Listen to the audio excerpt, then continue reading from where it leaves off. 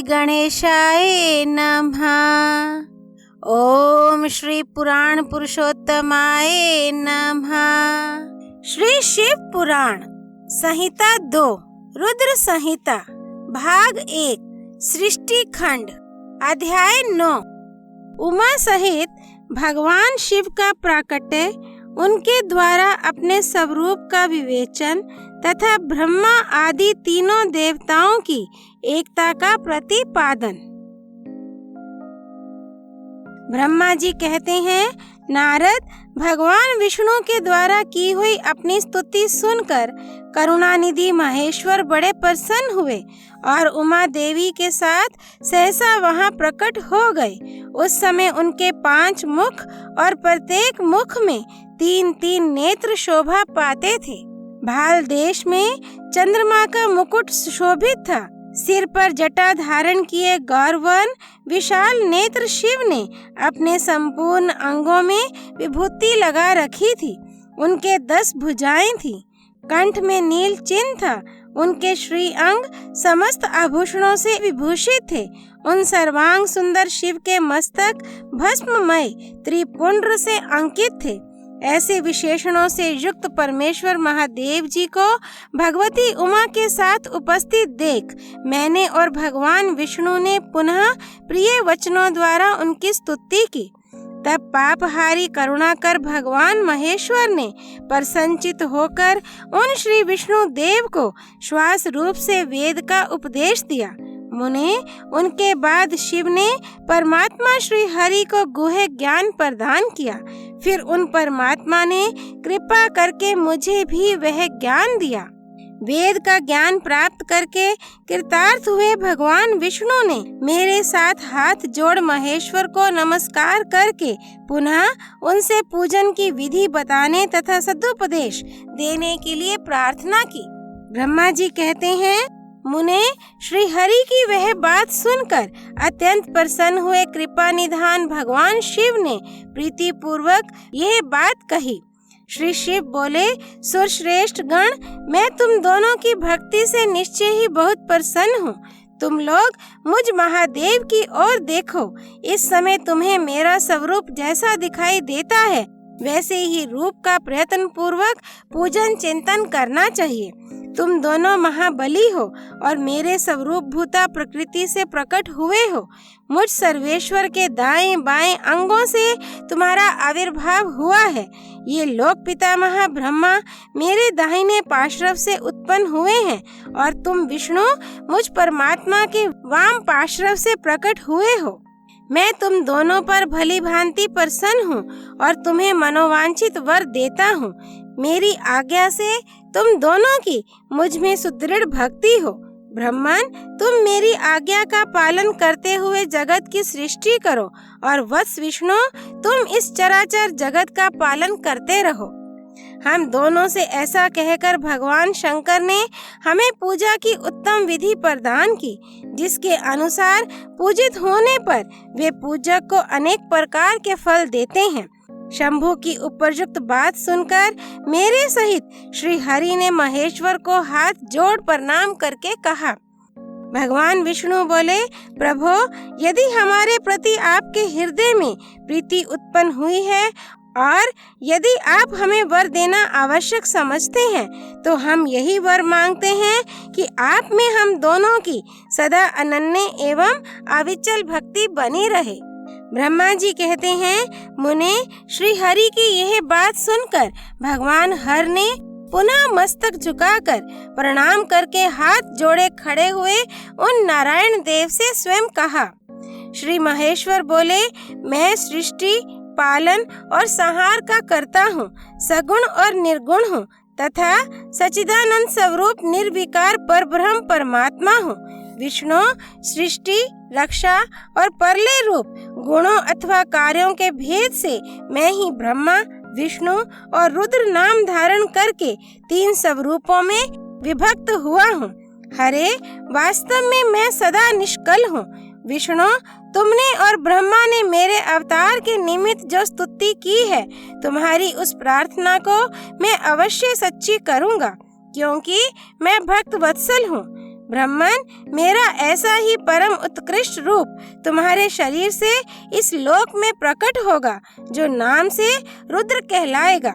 मेरे अंश से प्रकट हुए रुद्र की सामर्थ्य मुझसे कम नहीं होगी। जो मैं हूँ वही यह रुद्र है। पूजा की विधि विधान की दृष्टि से भी मुझ में और उसमें कोई अंतर नहीं है।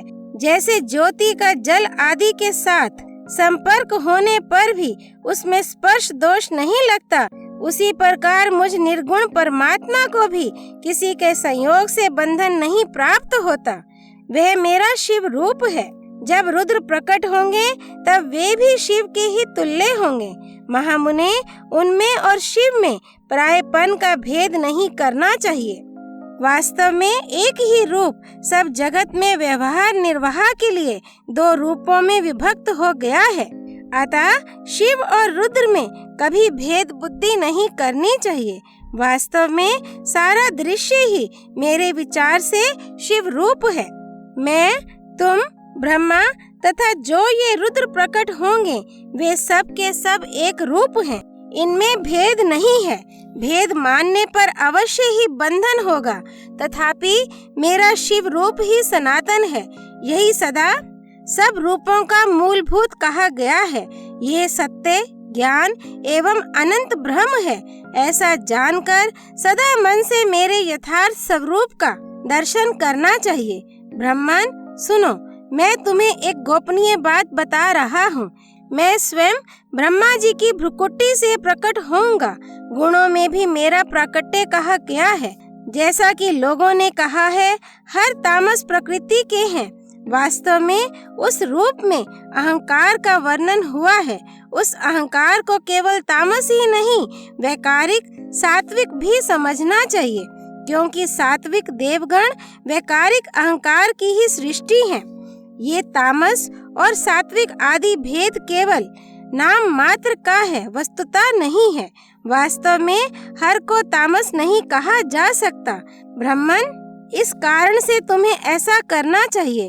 तुम तो इस सृष्टि के निर्माता बनो और श्री हरि इसका पालन करें, तथा मेरे अंश से प्रकट होने वाले जो रुद्र हैं वे इसका प्रलय करने वाले होंगे। वे जो उमा नाम से विख्यात परमेश्वरी प्रकृति देवी हैं, इन्हीं की शक्तिभूता वाग देवी ब्रह्मा जी का सेवन करेंगी। फिर इन प्रकृति देवी से वहाँ जो दूसरी शक्ति प्रकट होगी वे लक्ष्मी रूप से भगवान विष्णु का आश्रय लेंगी। तदनंतर पुनः काली नाम से जो तीसरी शक्ति प्रकट होंगी वे निश्चय ही मेरे अंशभूत रुद्रदेव को प्राप्त होंगी। वे कार्य की सिद्धि के लिए वहाँ ज्योति रूप से प्रकट होंगी। इस प्रकार मैंने देवी की शुभ स्वरूपा पराशक्तियों का परिचय दिया। उनका कार्य कर्मशः सृष्टि, पालन और संहार का संपादन ही है। सुरश्रेष्ठ, ये सब के सब मेरी प्रिया प्रकृति देवी की अंशभूता हैं। हरे, तुम लक्ष्मी का सहारा लेकर कार्य करो। ब्राह्मण, तुम्हें प्रकृति की अंशभूता वाग देवी को पाकर मेरी आज्ञा के अनुसार मन से सृष्टि कार्य का संचालन करना चाहिए, और मैं अपनी प्रिया की अंशभूता परात्पर काली का आश्रय ले रुद्र रूप से प्रलय संबंधी उत्तम कार्य करूँगा। तुम सब लोग अवश्य ही संपूर्ण आश्रमों तथा उनसे भिन्न अन्यान्य विविध कार्यों द्वारा चारों वर्णों से भरे हुए लोक की सृष्टि एवं रक्षा आदि करके सुख पाओगे। हरे, तुम ज्ञान विज्ञान से संपन्न तथा संपूर्ण लोकों के हितैषी हो, अतः अब मेरी आज्ञा पाकर जगत में सब लोगों के लिए मुक्ति दाता बनो। मेरा दर्शन होने पर जो फल प्राप्त होता है वही तुम्हारा दर्शन होने पर भी होगा। मेरी यह बात सत्य है, सत्य है, इसमें संशय के लिए स्थान नहीं है। मेरे हृदय में विष्णु हैं और विष्णु के हृदय में मैं हूँ। जो इन दोनों में अंतर नहीं समझता वही मुझे विशेष प्रिय है। श्री हरि मेरे बाएं अंग से प्रकट हुए हैं, ब्रह्मा का दाहिने अंग से प्राकट्य हुआ है, और महाप्रलयकारी विश्वात्मा रुद्र मेरे हृदय से प्रादुर्भूत होंगे। विष्णु, मैं ही सृष्टि, पालन और संहार करने वाले रज आदि त्रिविध गुणों द्वारा ब्रह्मा, विष्णु और रुद्र नाम से प्रसिद्ध हो 3 रूपों में पृथक पृथक प्रकट होता हूँ। साक्षात शिव गुणों से भिन्न है, वे प्रकृति और पुरुष से भी परे हैं, अद्वितीय, नित्य, अनंत, पूर्ण एवं निरंजन परब्रह्म परमात्मा है।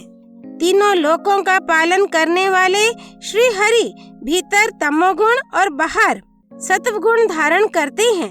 त्रिलोकी का संहार करने वाले रुद्रदेव भीतर सत्वगुण और बाहर तमोगुण धारण करते हैं तथा त्रिभुवन की सृष्टि करने वाले ब्रह्मा जी बाहर और भीतर से भी रजोगुणी ही हैं।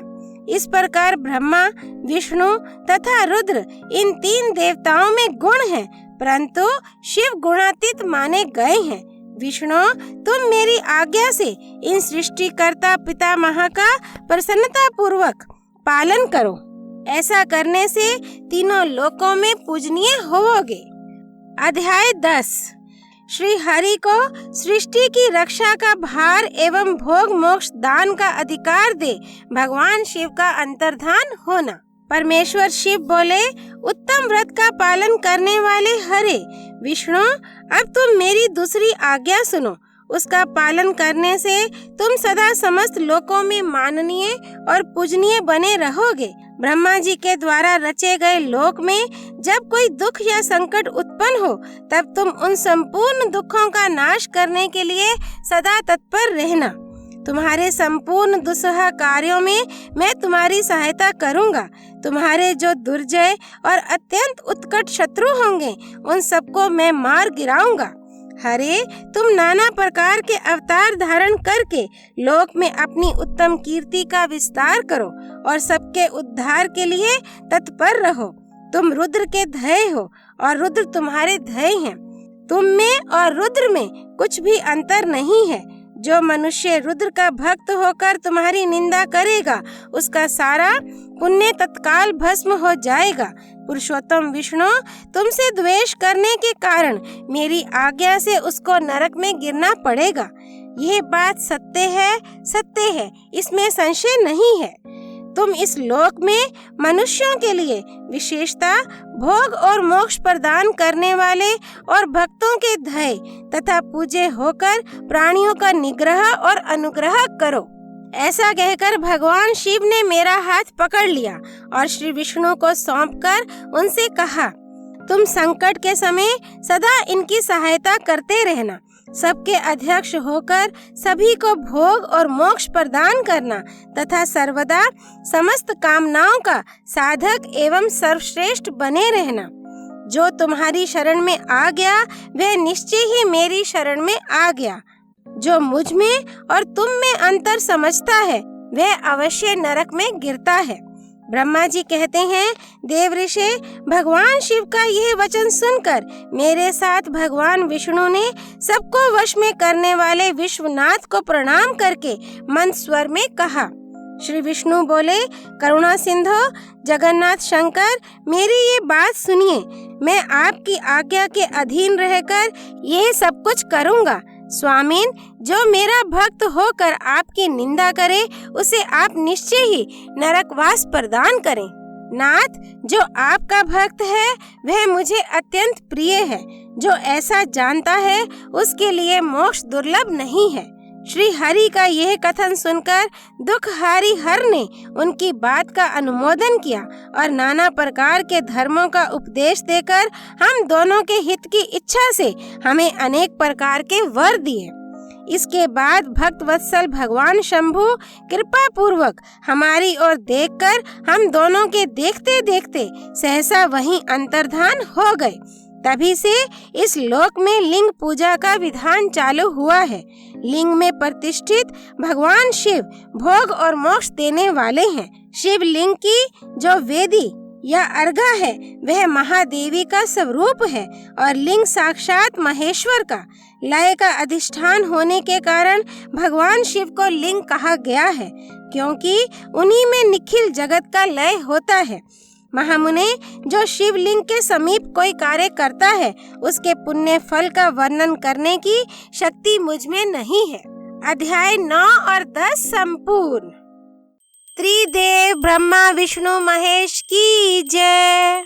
भगवान शंकर प्रिया माँ पार्वती की जय। माँ लक्ष्मी, माँ काली, माँ सरस्वती की जय। रुद्र भगवान की जय। हर हर महादेव। श्री हरि अर्पणमस्तु।